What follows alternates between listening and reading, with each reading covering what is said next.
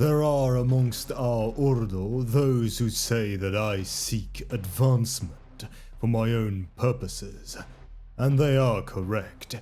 My purpose is to destroy the demonic, and if I must rise to command an entire sector to do so, then so be it.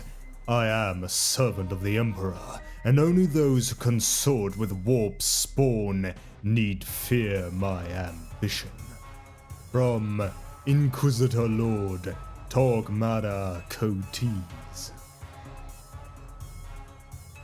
Torquemada Coates is a Puritan Inquisitor Lord and Psyker of the Ordo Malleus who gained his reputation for being a fearsome demon hunter through solar decades of action against the forces of chaos. He is now known as the High Protector of the Formosa sector. With his power and popularity, he is served by literally thousands of acolytes and throne agents, and he arms himself with rare weapons and war gear like his anointed demon hammer, artificer armor, a twin-headed Glovodan cyber eagle familiar, and various potent relics of the Inquisition. He has ever been driven by a single consuming passion: to destroy demons wheresoever they manifest.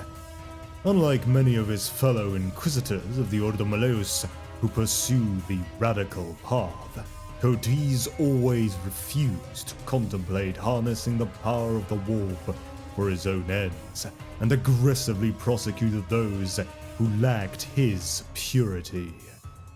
So perished Coates' mentor, Inquisitor Lord Leridian, an old man executed at his own student's hand for dabbling in forbidden arts.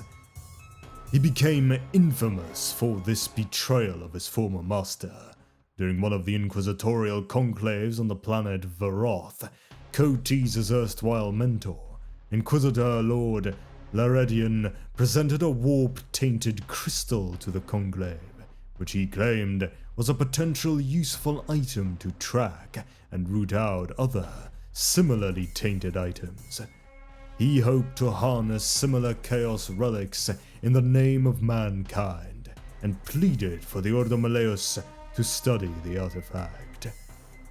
As Leridian finished his plea, Coates stood up and brought down his demon hammer on the crystal, shattering it utterly, while leveling an accusation of extremis diabolus against Leridian, denouncing him as a blasphemer and trafficker with abominations. Coates ended his demonstration of guilt by executing the heretic himself on the spot.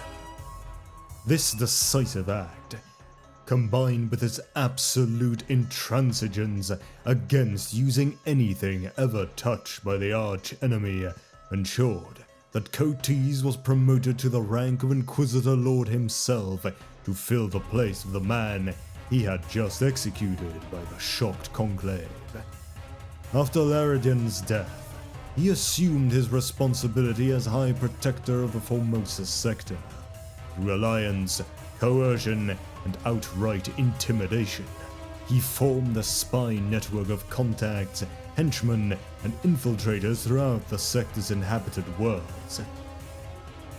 Not for Coates is the way of the inquisitorial mandate of requisitioning Imperial troops when need presents itself. Instead, he sought to build an army of his own, ever at his beck and call. As its High Protector, Coates has thousands of followers in the Formosa sector of many different dispositions. His base of operations is the inquisitorial fortress of Nemesis Tessera. It is not known how many of the Formosa sector's planetary defense forces are as much Coates' sworn men as they are those of their commanders, or how many Hive City gangs act under his control, given license to pursue their own petty activities so long as they act as his eyes. People disappear easily in Formosa, and its citizens know better than to inquire. At first glance, Cotese's stranglehold on the sector would seem merely another cautionary tale concerning the temptations of absolute power. Yet he does not seek to rule, and the sector's planetary governors are left to oversee their duties largely without oversight or interference. Cotese's network of informants exists only to provide warning of any threat overtaking Formosa. It is a most efficient form of protection. After all, in a sector where any gathering of 3 citizens contains at least 2 of his informants, it is nearly impossible for a traitor to gather a following. Thus has his domain prospered in an age when the Imperium is increasingly brought to ruin by the enemy within. Few other men could hope to replicate this success, for Cotese is a man consumed by his chosen task. He seldom sleeps and spends every waking hour sifting through reports delivered by his faithful Glovadan Cyber Eagle, or personally leading his forces against demons, heretics, or xenos foolish enough to trespass on his realm. Lately, he has cast his pall of influence over worlds bordering the Formosa sector, bringing yet more planets under his protection. Yet even as his borders expand, his worries grow.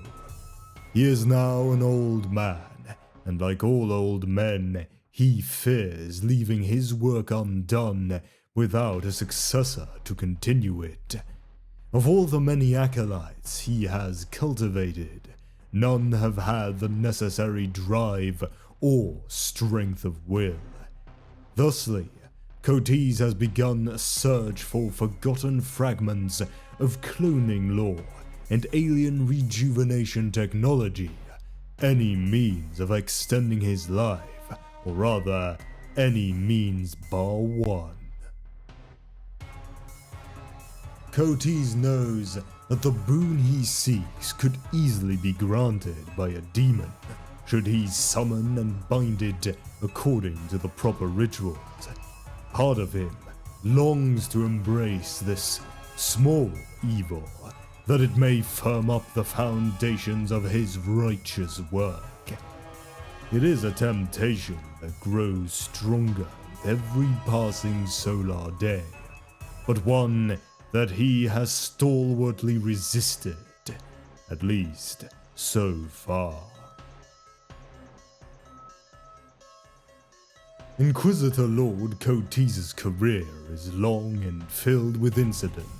Most notable amongst his many persecutions of the demon and the heretic are the following: the extermination of the Zetharites during the Lorgamar rebellions, for which he was later known as the Scourge of the Zetharites; the purging of the Medarian Nebula; the cleansing of the hive cities of Apridia of the taint of the Plague Lord Nurgle, known as the Great Cleansing of 972 M41, and the destruction of the demon engineers of Forge World Glovadar, for which the Adeptus Mechanicus gifted him the Glovadan Eagle, a twin-headed cyber eagle, to serve as his familiar.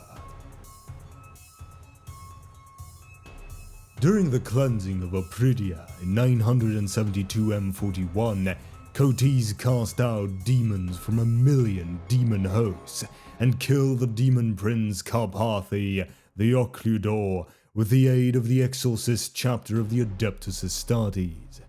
In this conflict, he used a chimera of inquisitorial stormtroopers, which was inscribed with a line from the Exorcism Deus Abominatus.